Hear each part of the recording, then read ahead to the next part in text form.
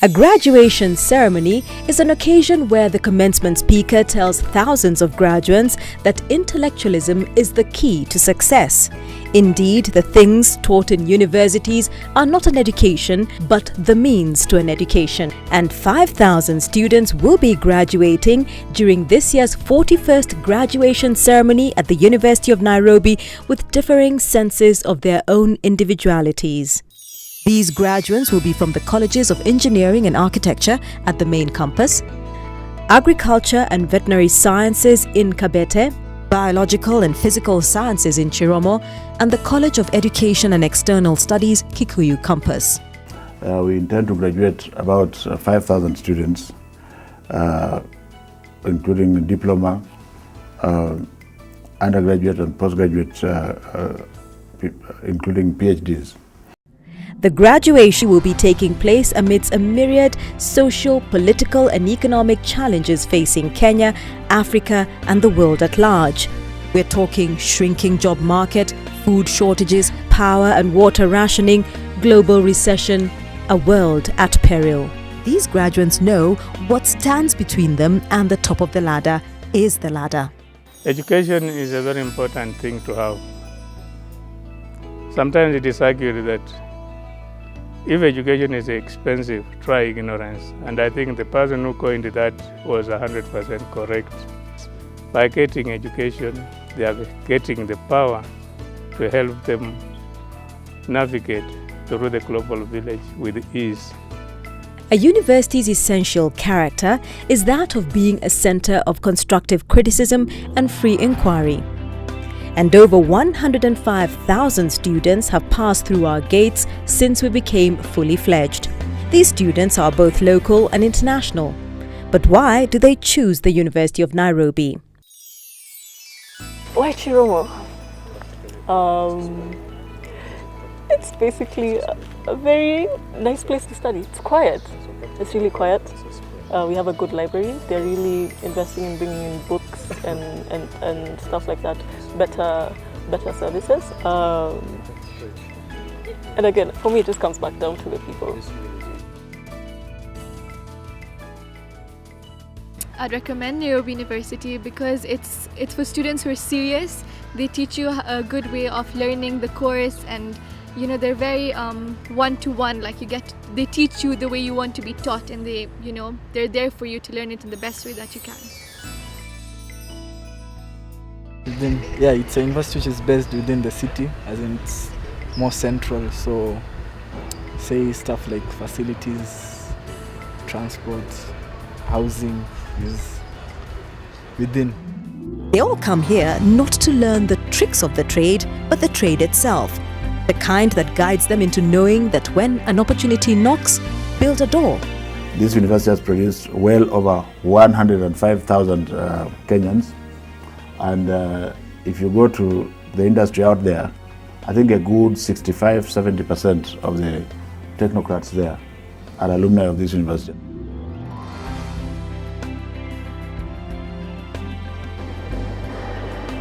Engineers will find employment or work in any industry, any manufacturing, processing industry, in government institutions, ministries, for example, Ministry of Public Works, Roads, Energy.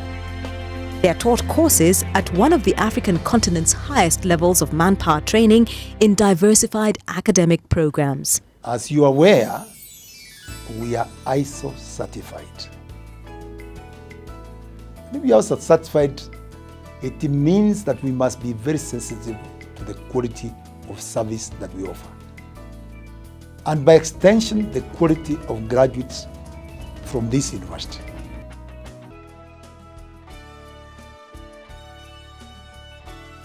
For the past 5 years now, our students have studied without skirmishes of yesteryears, courtesy of a conducive environment in which schooling doesn't interfere with their education. We started in 2005 by recognizing that if we are going to be a world-class university, the leadership is going to involve all sectors of the university community. SONU, the student organization of Nairobi University, turns 39 this year. And its officials, previously political firebrands and ideological hotheads, have refashioned themselves and are at the forefront of helping iron out issues related to student welfare. We have had a very responsible student leadership through SONU. We have also had very good relationships and engagement with the 3 staff unions. And we have involved the staff from the units in the departments through the faculties and the colleges in the manner in which the university is being governed. No stone goes unturned when Big Brother is watching. The great aim of education is not knowledge, but action to solve human problems. We have the NUBSA, which is the organization that deals with the biochemistry students. They have taken it upon themselves to explain, to demystify what GMOs are all about. So the students took it upon themselves to explain, to go out. They developed a structured questionnaire to inform the farmers, the lay people, what genetically modified organisms are all about, and to demystify and to allay the fears that these ordinary lay people would have.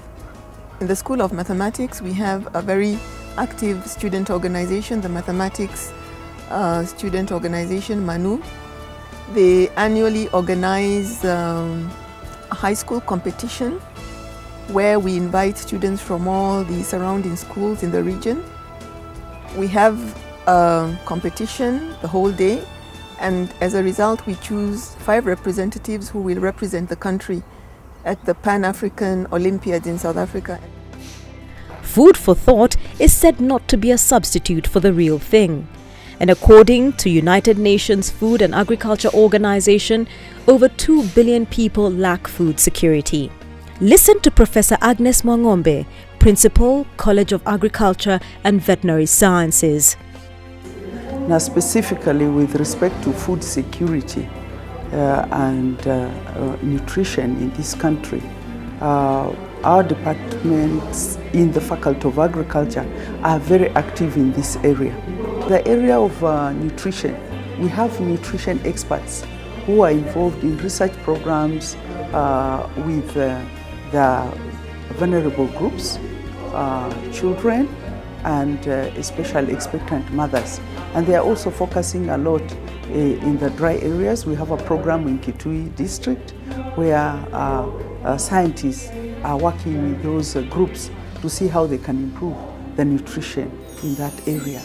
But the College of Architecture and Engineering has been training qualified personnel to tackle challenges in those, among other areas of our built environment for more than half a century. Our graduates get jobs in various disciplines, but in all the disciplines that we offer here are professional programs. In other ones that they are line professions that they work for or they get employed in, basically in various ministries, in various local authorities, in various, of course, also in the private sector, in the consultancies. All right, so after 4 years, it's possible for one to do architecture-related courses that do not necessarily require one to have 6 years of school. That includes landscape architecture, interior design. You can go into advertising, which needs creativity, and that is drawn from even architecture. You can also become a planner, or you could come back and teach architecture itself. Those are some of the good options. Subjects taught are in line with Vision 2030, whose pillars are pegged on, among others, infrastructure, energy, science, technology, innovation, and human resource development. Studying to be an architect was like a calling, and training into priesthood. It took 6 years. Not anymore. In this department, before we used to have a program that takes 6 years, but now we are doing a program that takes 4 years, where you get a Bachelor of Architectural Studies, then another 2 years to get a Bachelor of Architecture. The course has been repackaged in such a way that more units that are important in architecture are learnt early on in maybe first year and second year. And like before, where they used to be done in like the 4th year and 5th year. The students are now able to apply these units in their architectural studio unlike before, which makes them even better designers. As one of Kenya's premier and internationally recognized institutions of higher learning, the University of Nairobi hosts distinguished international personalities. This university is also the #1 university in the country, as is evidenced first by the visit of the then Senator Barack Obama in 2006. I will remember that one of my students asked him whether he was going to be president, and he brushed it aside, but immediately after that he went back to the US and started, and the rest is now history. And of course the recent visit by the American Secretary of State, Hillary Clinton, that happened only a few weeks ago. I noticed the sign as I was driving into the university. This is a corruption-free zone. And I also really want to echo my thanks to this great university, which has such a reputation for excellence, not only in Africa, but beyond the continent. And of course, it is a pleasure to be at the university where now President Obama came as a senator. And after a long but joyous day flexing mental muscles to wrestle ignorance, the students take to the field to flex physical ones from any of our sporting facilities. Here seen training is our beloved Mean Machine rugby team.